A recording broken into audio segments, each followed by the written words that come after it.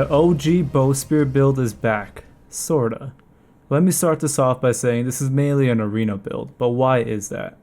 Bow rapier is currently the strongest bow build out there right now, but it has a big problem in arena. In a normal fight with rapier, you get low HP, but you flee away and then you get all your health back with pots. You can't really do that in arena though. You get like 2k HP back max, but most of the time you end up even getting less HP. So your escape doesn't really mean much in arena. It actually means nothing, especially if you're playing with a pocket healer. In fact, everything I'm talking about involves both teams having a pocket healer, so let's just get that out of the way. It's the meta, it's the norm, and it's mandatory if you want to do 3-stack Qs. I hate it too, but I have no choice but to adapt. But anyways, if the rapier escape doesn't really matter, then what does rapier actually offer? Sure, you have the Tondo build, but that's a meme because it gets cleansed by the healer. You have very little burst outside of that, and you usually end up interrupting your allies' burst for some insignificant damage, so you kinda have a dead weapon in your hands.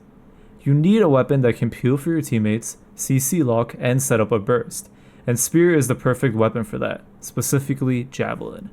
Sundering Javelin in play crits is the key to this build. You are a support burst DPS. In order for this build to work best, you need a main DPS teammate which can stay in the fight for a long period of time and peel people off of you while maintaining consistent DPS. Usually any double melee medium build satisfies this role. Arena is pretty much made for medium heavy players, so going in with 2 light DPS is already a recipe for disaster that I don't recommend. Why do I say that? Because what usually happens is that, someone messaged me. What usually happens is the enemy team focuses one of the light DPS, and since they're light, they're pretty much out of the fight while they try to survive. Meanwhile, the other light DPS that isn't being focused doesn't have enough pressure or burst to kill anyone by themselves, and they don't have any peel to get the enemies off of you. However, in the most optimal scenario with a medium melee, either of you getting focused isn't really a big deal. They focus the melee but is basically unkillable with a pocket healer for the first 2 minutes, and the melee can still dish out some damage while staying alive, giving you the freedom to do whatever you want. They focus me and I just kite and try to set up bursts for my melee teammate while he continuously peels for and damages them. And if they focus the healer, God help them, cause there's no way any good healer is dying to 2 DPS in arena while his 2 DPS are alive. So because of that, you do not want to use this build with another ranged DPS teammate like a mage or another bow. Besides BB, GA obviously. Now there are situations where Spearbow isn't good in arenas too. Actually, there's a ton, but that's just how arena is. You gotta constantly just swap your builds in and out. But to put it in simple terms, if you're fighting 2 ranged DPS that just kite and play defensive, play bow rapier instead.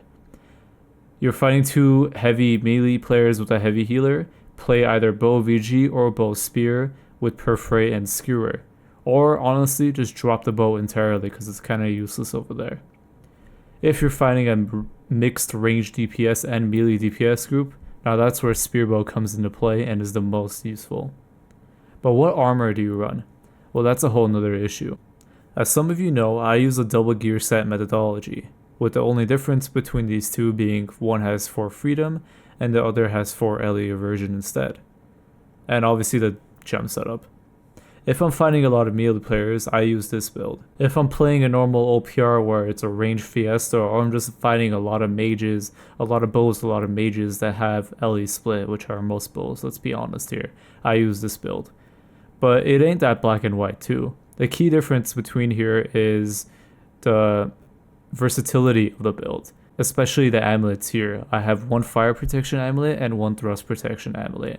And eventually I'll have a slash protection one and a lightning one too. They all have the same stat con, so changing it in and out is as simple as clicking 1 button. Let's say I'm fighting a fire staff and a bow, I equip the LE version set and then equip a thrust amulet. 20% fire and LE version to counter the mage, 22% thrust and half value LE version to counter the split bow. Let's say I'm fighting a melee player and a bow, I equip the freedom set and then a thrust amulet. 35% thrust to counter the bow, 15% for the melee, and if they're using a spear, even better. Obviously double melee you equip the freedom set, double mage you equip this set. It gets a little tricky though if you're fighting a melee and a mage though. What I do in this situation is equip the LE set and then run a slash or thrust amulet depending on the melee's main DPS. Looking in depth at the armor, yes, I am still using shirking heals. I think once you have your 2 defensive perks, you don't really have a better perk to use instead. There's refreshing, which barely makes a difference nowadays. There's vigor and invigorated, which are very niche but nice. And then there's harnessing, which barely increases your damage. Only thing that I changed to be a bit more universal is getting health on the pants instead of elemental aversion here. So you would be at 5 shocking heals, 3 Ellie aversion, and 3 health. The rest is just basic shit. Empowering explosive shot mandatory for burst, shirking energy mandatory for survival, bloodletting on the ring for keenly jagged. Rest is even more self-explanatory. Yes, healthy toast was nerfed, but unfortunately there's still nothing that can beat it all with 0.2k heal every 10 seconds. For the bow, I do prefer energizing evade over enchanted, but if you can't afford this or want a little bit more damage, then use syncretic and replace one of the perks on your armor with it. Just know that you are taking a bit hit on your survivability by doing this. Replacing one of the shirking heals is your best bet for that energizing evade, so you can set at 4-3-3. I'm not using play crits because the spear covers that, and jagged is just such a nice perk to have on the bow. But I will make one for very specific situations though, maybe when I'm fighting those 3 heavy comps that I was talking about. Attribute wise, we're looking at 350 dex, 240 con, and 25 strength. 50 strength is bugged, so whenever that's fixed I'll drop down to 215 con and 50 strength. For next season I'm thinking of making the 300 dex, 100 strength, 215 con build, which will make use of spears double scaling and increase bow's damage to the point that it out damages 350 dex. For those of you who don't know, 300 versus 350 is only a 6% damage boost, and we don't really care about that extra crit chance. Now for the skill tree explanation, we're kind of forced to get this and this to get the capstone. Everything else is pretty much mandatory. Javelin spec, but we stop here because there's better perks to get. Something completely new from the 2022 build is that I'm actually using coup de grace now. It's pretty useful in arena for when everything is on cooldown and you get a nice sweep when you want to deal some extra burst. This does count as a heavy tech, so this passive will work on it, but unfortunately you can't fit it. 20 stamina on hit is mandatory, and of course there's 20% extra damage on knockdown purely for coup de grace. And bow tree is exact same as previous builds. I feel like I'm forgetting something.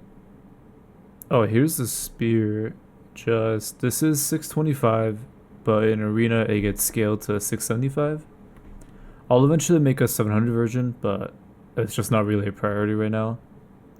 Maybe I'll do it after I lose my first arena match this season. Or if I lose at all, I guess. But yeah, thank you for everything. We're almost at 30k subs. 2 months ago we were only at 10k, so that's just crazy. Discord hit 2,000 people. I'd love to say all 2,000 people are in here because of my personality. But outside of that, there's some really useful tests and discussions going on here. If you're a bow player and you're not in here, you're kind of missing out. So definitely join and check it out at the very minimum. Thank you.